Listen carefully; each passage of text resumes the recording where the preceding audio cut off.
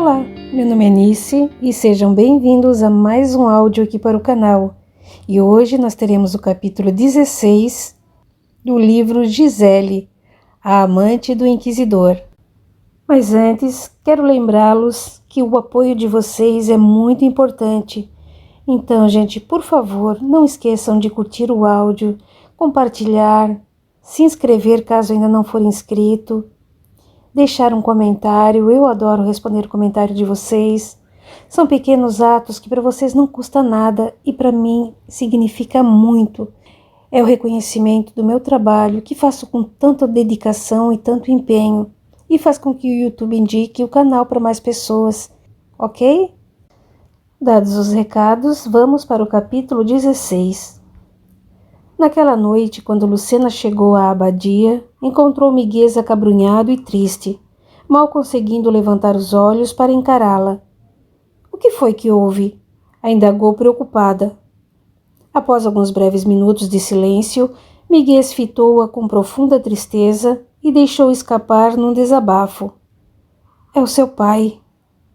Está morto?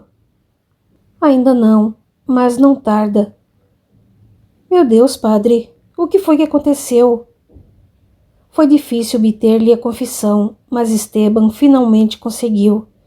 Seu pai já nem raciocina mais direito. Fala coisas sem nexo. Acho que sua mente já não funciona direito, após sucessivas sessões de tortura da gota. Tortura da gota era uma espécie de caixa d'água sob a qual se prendiam as vítimas, e de onde caíam gotas d'água que acertavam sempre o mesmo ponto da nuca. Lucena começou a chorar descontrolada, atirando-se nos braços de Miguel. Naquele momento, a compaixão do padre foi genuína, e ele afagou os seus cabelos, sentindo-se inebriado pelo seu perfume. Como a desejava! Mais que isso, sentia que já a amava, e pensando melhor, talvez a morte de Dom Fernão fosse até providencial. Sozinha no mundo e sem dinheiro, Lucena precisaria de um protetor, e ele poderia, então, tomá-la livremente por amante. Oh, padre, preciso vê-lo. Você não deve. Ele está condenado. Sua morte é questão de horas. Por quê? O que foi feito dele? Onde está? Com imenso pesar, Miguel abaixou o tom de voz e sussurrou com certa vergonha. Esteban o colocou na Virgem. Virgem de Nuremberg era uma espécie de sarcófago cujo interior era repleto de lâminas que perfuravam partes não vitais do corpo da vítima, levando-a à morte lenta por hemorragia e infecção. Seu pai está fraco demais para comparecer ao auto de fé e acabaria morto antes da hora, o que poderia estragar o espetáculo e provocar uma comoção na turba sedenta de sangue. Lucena levou as mãos aos ouvidos, tentando não escutar aquelas atrocidades. Podia imaginar o suplício de seu pai no interior daquela máquina, o que lhe causou um pranto sofrido e angustiado. Padre Miguel, por favor, preciso vê-lo, suplicou em lágrimas. Não, Lucena, poupe-se desse sofrimento. Mas ele é meu pai. Preciso vê-lo ao menos uma vez antes de sua morte. Não há meios de vê-lo. Ele está enclausurado dentro da Virgem. E mesmo que isso fosse possível, provavelmente ele não poderia mais reconhecê-la. Mesmo assim, por favor, padre, não me negue isso. Farei o que você quiser, mas por favor, leve-me até meu pai. Miguel suspirou profundamente, apanhou a capa e saiu com Lucena pelo corredor às escuras, em direção às masmorras, que ficavam no prédio do tribunal, contíguo à abadia. O ar era extremamente pesado e fétido, e Lucena sentiu-se mal. Parecia-lhe pior do que da outra vez em que ali estivera. A um sinal de Miguel, o carcereiro abriu a pesada porta da masmorra e eles entraram. Passaram entre os vários supliciados, presos aos mais variados instrumentos de tortura, até que alcançaram a Virgem. Ao ver o estranho sarcófago, Lucena engoliu um seco. Não havia nenhuma fenda por onde pudesse ver o seu interior, mas ela notou o filete de sangue que escorria pelas frestas abaixo. Mal contendo o pranto, aproximou-se do sarcófago e ajoelhou-se diante dele, tocando-o de leve com as mãos. Pai, sussurrou num soluço, angustiado. Não conseguiu dizer mais nada.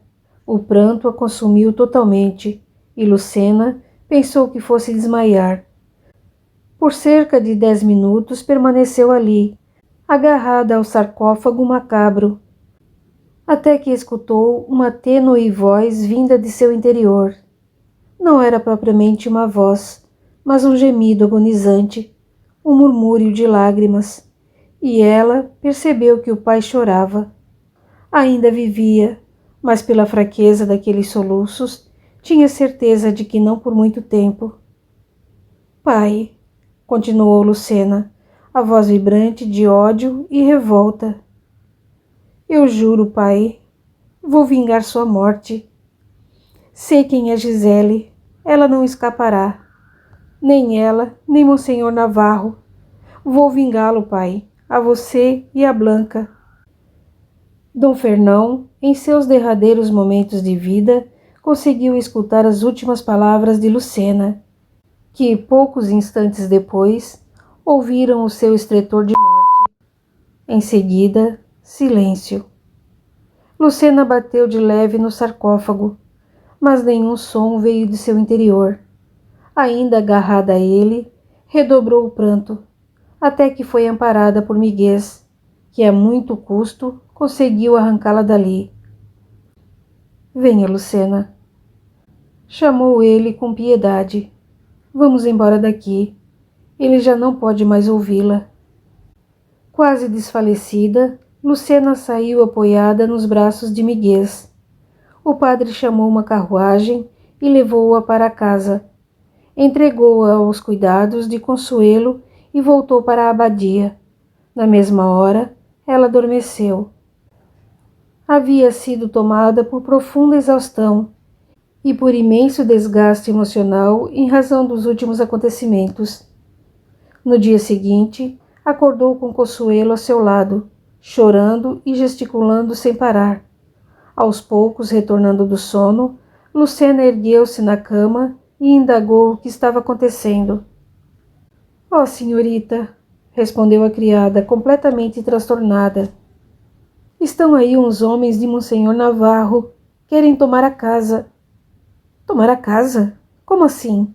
— Disseram que a senhorita tem 24 horas para sair, levando apenas os seus pertences pessoais. Tem que deixar os móveis, a louça, a prataria. Rapidamente, Lucena levantou-se e jogou uma capa sobre os ombros, saindo para a sala. — Mas o que é que está acontecendo aqui? Perguntou furiosa. — Como ousam? — Senhorita, falou um dos soldados, são ordens de Monsenhor Navarro. A senhorita tem 24 horas para desocupar a casa, levando apenas seus pertences pessoais, ou então seremos obrigados a despejá-la. — Despejar-me? Como? Para onde é que irei?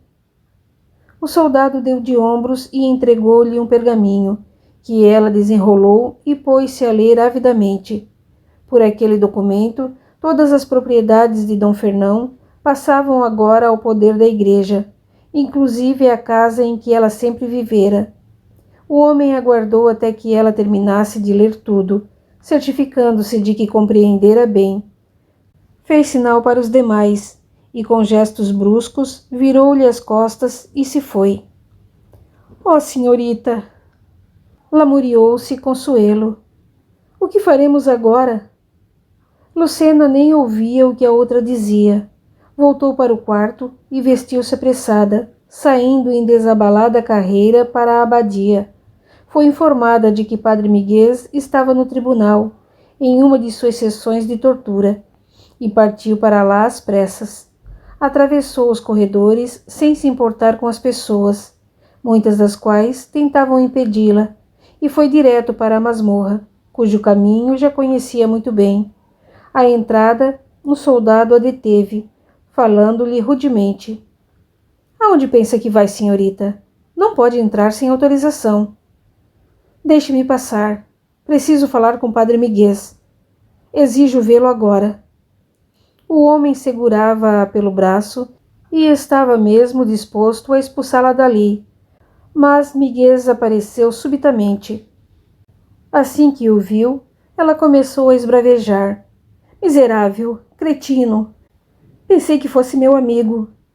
O soldado fez menção de que ia bater-lhe, mas a um gesto de Miguel, encolheu a mão e soltou seu braço. Sem alterar as feições, Miguel passou por ela e chamou baixinho. Venha.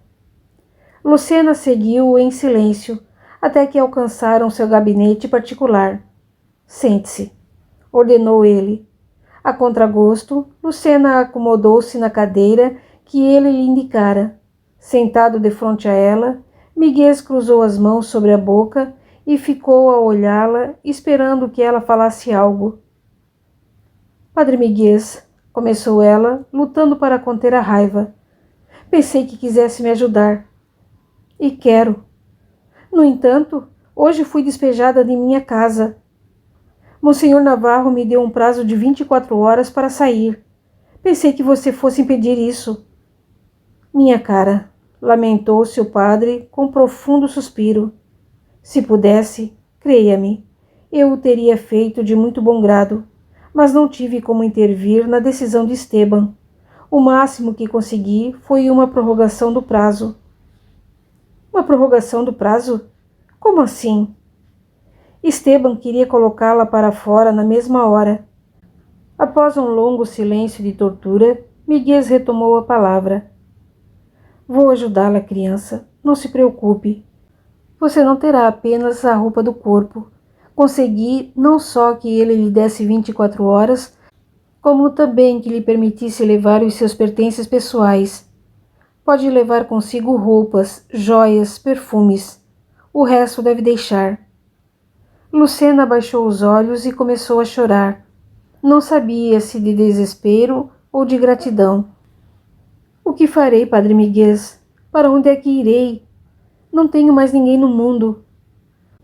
Tenho uma propriedade aqui mesmo, nos arredores de Sevilha, num pequeno vilarejo chamado San Martín. Conhece? Ela meneou a cabeça e ele prosseguiu. Não faz mal. De qualquer sorte, é uma quinta grande e confortável. E lá você terá tudo o que necessita. Poderei levar minha criada Consuelo? É claro que sim. Vá para casa, junte suas coisas e aguarde. Mandarei uma carruagem apanhá-las ainda hoje no final da tarde. Obrigada, padre, disse ela, beijando-lhe o anel sacerdotal. Tudo estava caminhando conforme o desejado. Dom Fernão morrera e Lucena acabara mesmo caindo em suas mãos, tornando-se inteiramente dependente dele. Tinha certeza de que em breve tornar-se-iam amantes e planejariam junto o fim de Gisele. Apenas uma coisa não lhe agradava: o ódio da moça por Esteban. O cardeal era seu amigo e apenas cumpria seu dever de ofício. Não agia movido por sentimentos pessoais contra quem quer que fosse. Ao contrário, orava com fervor, pedindo a Deus que livrasse as almas supliciadas da danação eterna. E conseguia. Cada vez que obtinha uma confissão, seguida da execução do condenado, Esteban tinha certeza de estar salvando a alma do infeliz. Não importava que enriquecesse com as expropriações. Fazia parte do processo e era apenas um detalhe dentro da grandeza que significava a salvação das almas dos pecadores. Miguel não podia permitir que Lucena voltasse sua vingança contra o amigo. Teria que convencê-la de que Esteban não era responsável pela morte de seu pai, como não o seria pela de Blanca, cuja execução era apenas questão de dias. A culpada de tudo fora Gisele. Para todos os efeitos, fora ela que seduzira Dom Fernão, com o único propósito de traí-lo e delatá-lo às mesas inquisitoriais. Não seria difícil convencer Lucena. Miguel trataria de estimular nela o ódio pela meretriz, e tinha certeza de que os dois juntos conseguiriam ótimos resultados. Tudo ocorreu conforme planejado. Lucena mudou-se para a quinta de Miguel em São Martim, e na noite seguinte o padre apareceu para ver como as coisas iam passando. E então, Lucena, como se sente? Melhor, padre, graças ao Senhor. Os dois estavam sozinhos na sala, e Miguel aproveitou-se da ocasião para tentar aproximar-se. Envolveu-a num abraço delicado e pousou-lhe discreto beijo na testa. Na mesma hora, ela ruborizou e abaixou os olhos, observando com aparente resignação. Veio cobrar a promessa que eu lhe fiz? Que promessa? Rebateu Miguel surpreso. Eu não disse que faria o que você quisesse se me levasse até meu pai? Ele se levantou indignado, as faces ardendo. Nem se lembrava mais do que ela havia dito e espantara-se com aquela pergunta. Assim você me ofende, Lucena. Não foi por outro motivo que a ajudei, senão por uma sincera afeição. Contudo, se me julga vil ao ponto de aproveitar-me de sua dor para conseguir levá-la para o leito, não tenho mais nada que fazer aqui. Peço que me perdoe. Voltou-lhe as costas, coberto de genuína perplexidade. Estava realmente gostando de Lucena e somente queria possuí-la com o seu consentimento. Queria que ela o desejasse também. Não que se entregasse a ele por um dever de gratidão. Padre Miguel, chamou ela, antes que ele alcançasse a porta. Sou eu quem lhe deve pedir perdão. Não queria ofendê-lo, mas o senhor há de convir que, diante de tantos acontecimentos funestos em minha vida, estou confusa e perdida. Não sei o que pensar. Começou a chorar de mansinho, e Miguel correu em sua direção, abraçando-a com paixão. Buscou a sua boca com furor e deu-lhe ardoroso beijo, que ela correspondeu receosa. Estranhamente, aquele beijo lhe causou prazer, e ela se sobressaltou ante seus próprios sentimentos. Padre! Tornou em tom de desculpa. Sinto muito, não posso. Levou a mão aos lábios assustada e afastou-se dele rapidamente. Perdoe-me novamente, minha criança, disse Miguel com compreensão. Sei o quanto deve estar sofrendo e seria muito egoísmo de minha parte pensar em amá-la depois de tudo. Demais disso, sei que é pura, e o momento não é o mais adequado para despojá-la de tanta inocência. Cada vez mais envergonhada, Lucena não ousava encará-lo. Tinha medo de que seu olhar denunciasse que já não era mais virgem, e o padre se desinteressasse dela. Precisava ocultar-lhe a verdade o máximo possível, e com voz de desgosto e sofrimento, acabou por concluir. Dê-me um pouco de tempo, padre. Não precisa mais me chamar de padre. De hoje em diante, para você, sou apenas Miguel. Com um sorriso forçado, Lucena se despediu e padre Miguel entrou na carruagem, tomado de profundo pesar. Lamentava imensamente o sofrimento de Lucena. Doía-lhe vê-la triste e desesperada, arrasada com a morte do pai. Contudo, algo de bom lhe sobrara de tudo aquilo. Ela ia ser dele. Agora, mais do que nunca, tinha certeza de que Lucena acabaria por lhe pertencer. Quanto mais pensava nela, mais seu coração se comprimia. Miguel estava certo de que a amava. Não apenas a desejava, mas a amava cada dia mais, e por ela seria capaz das maiores loucuras. Menos trair seu amigo cardeal. Ele e Esteban eram amigos há muitos anos, e sua afeição por ele era também genuína.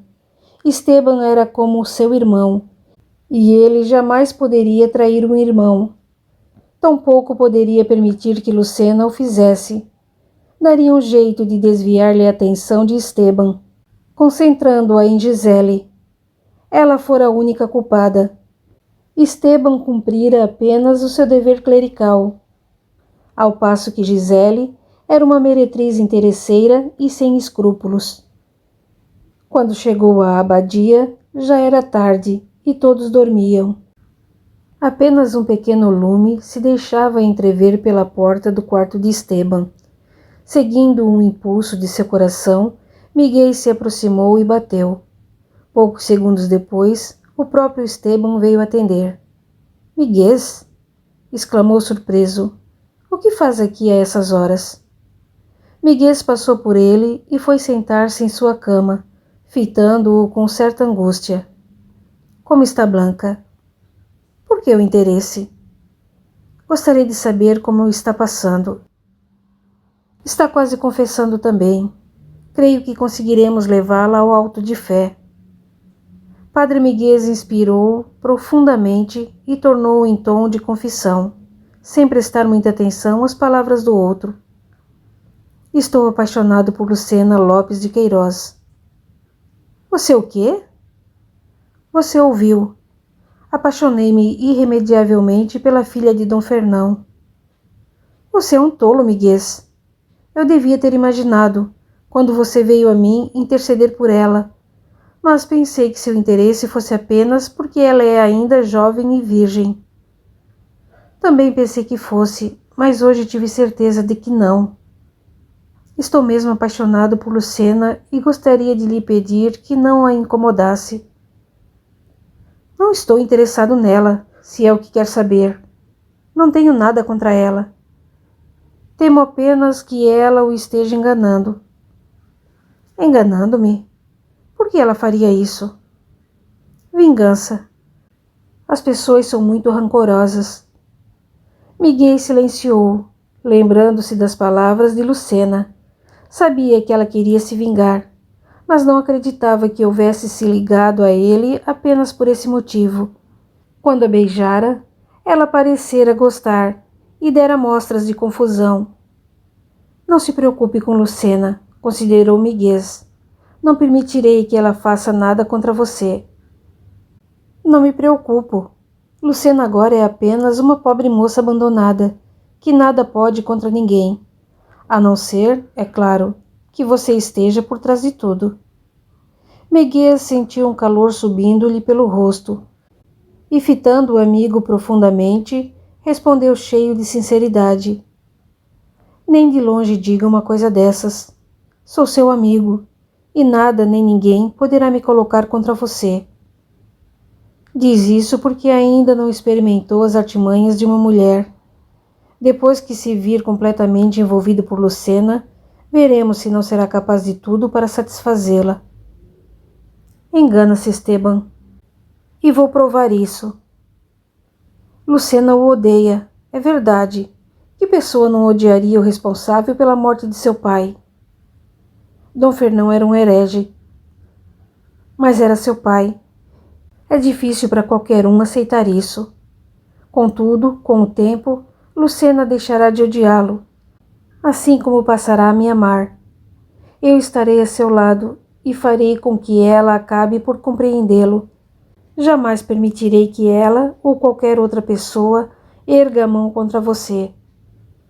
A sinceridade na voz de Miguel o emocionou, e Esteban abraçou o amigo.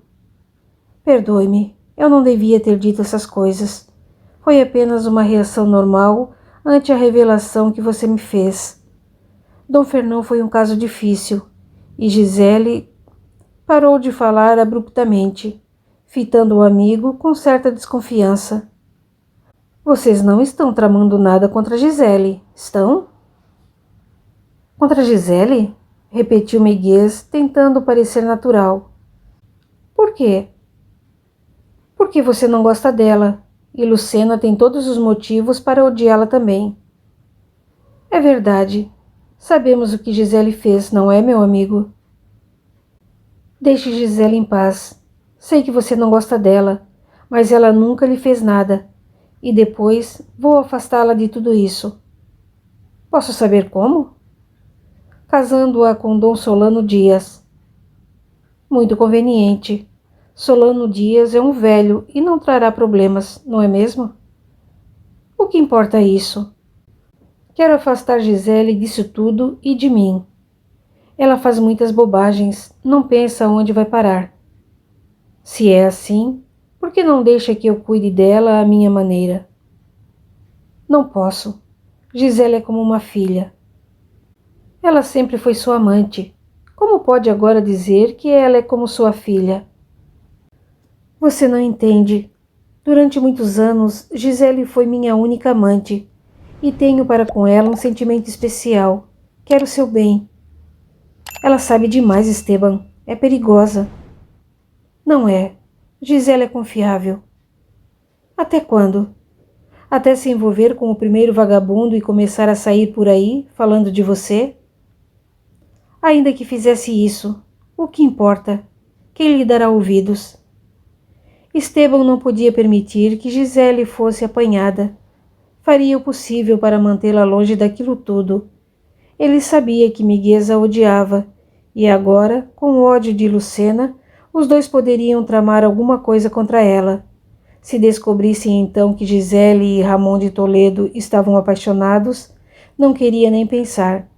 O ódio de Lucena redobraria, e Miguel faria de tudo para facilitar sua vingança. Miguel, tornou Esteban em tom de quase súplica. Se você é meu amigo, como diz, escute o que lhe peço. Não faça nada contra Gisele, assim como eu nada farei contra Lucena. É uma troca. Ela vai casar-se e vai para Cádiz. Nunca mais iremos vê-la. Por favor. O outro apenas balançou a cabeça. Cádiz era muito perto para se considerar que nunca mais a veriam. No fundo, sentia pena de Esteban, mas algo dentro dele fazia com que odiasse Gisele cada vez mais. Não sabia o que fazer. Se por um lado seu ódio por ela era imenso, sua afeição pelo amigo também era sincera. E ainda havia Lucena. Mas Esteban não tinha nada contra ela, ao passo que Gisele... Não pense mais nisso, Esteban, finalizou Miguel. Farei o que for melhor para todos. A resposta de Miguel não o satisfez, mas Esteban não tinha mais o que dizer. Em seu íntimo, sabia que Gisele corria perigo, assim como sabia que se ela fosse presa e acusada, não haveria nada que ele pudesse fazer. Só o que lhe restava agora era rezar. Continua no capítulo 17. Até lá!